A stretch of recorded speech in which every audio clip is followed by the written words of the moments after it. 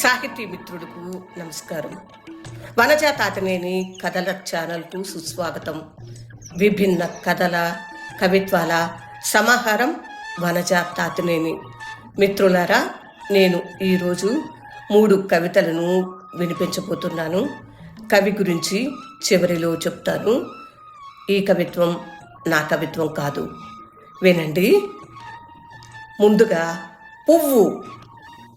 నిర్మలంగా, నిశ్చలంగా, కాంక్షారహితంగా, సంతృప్తిగా అరణ్య మధ్యంలో నేను అలవోకగా సంచరిస్తున్నాను. అప్పుడు పువ్వును చూశాను. మహావృక్షాల నీడల్లో సిగ్గుపడుతూ తల వంచుకున్న పువ్వును చూశాను.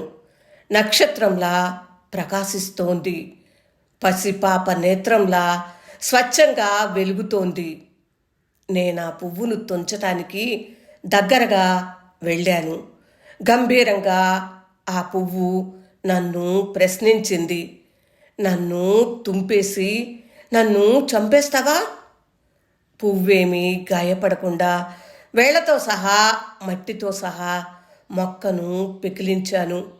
నా ఉద్యానవనానికి తీసుకెళ్ళి నాటాను.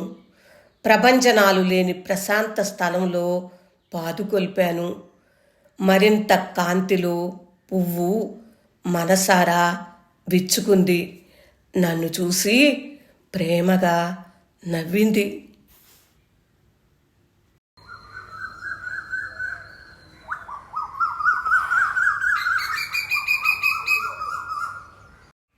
మరొక కవిత వీడ్కోలు. 1000 ముద్దుల కోసం ప్రార్థిస్తాను, 1,00,000 ముద్దుల కోసం అభ్యర్థిస్తాను. చిట్ట చివరికి ఆ వ్యక్తికి తుది వీడ్కోలు పలుకుతాను. చిర వియోగం వెన్నుపూసని వణికిస్తుంది. తప్పనిసరిగా నన్ను నేను బలవంతంగా లాక్కుపోతాను. సముద్ర తీరానికి సాగిపోతాను.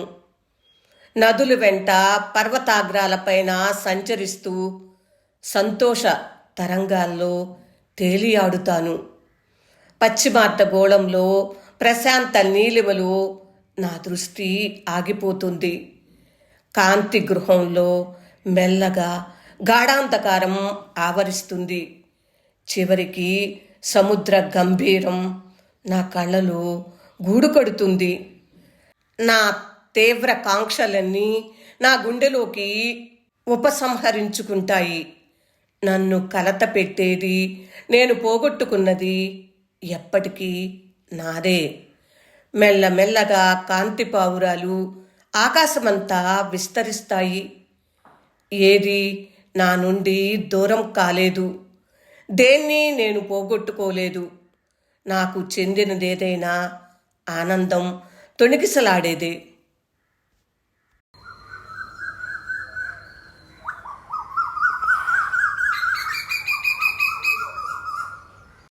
మరొక కవిత దైవత్వం. మనిషి ఉదారంగా ఉండని, సానుభూతి సౌశీల్యాలతో నిండని, మన మెరిగిన ప్రాణకోటిలో మనిషికున్న ప్రత్యేకత అదే. మన మనసులకు బింబాల వంటి అజ్ఞాత శక్తులకు అభివాదం చేద్దాం. మనిషి వాటి స్థాయికి ఎదగని. మానవ పరిణామం మహాశక్తుల పట్ల విశ్వాసం పెంచని. ప్రకృతికి అనుభూతి లేదు, చైతన్యం లేదు. మంచి చెడ్డలు రెంటి మీద మార్తాండ కిరణాలు ప్రసరిస్తాయి. దుర్మార్గుడిపైన దయాశీలిపైన చంద్రకాంతి సమానంగా వాలుతుంది. గాలి, వాన, ఉరుములు, మెరుపులు వాటి దారిన అవి దూసుకుపోతాయి. అనాలోచితంగా ఒకదానిపై ఒకటి అధికారం చలాయిస్తాయి. మన అస్తిత్వ వలయాలతో అమర సూత్రాలు అల్లుకొని అమృత వర్షం కురవని. మనిషి ఒక్కడే అసాధ్యాన్ని అందుకుంటాడు, నిర్ణయిస్తాడు, నియంత్రిస్తాడు.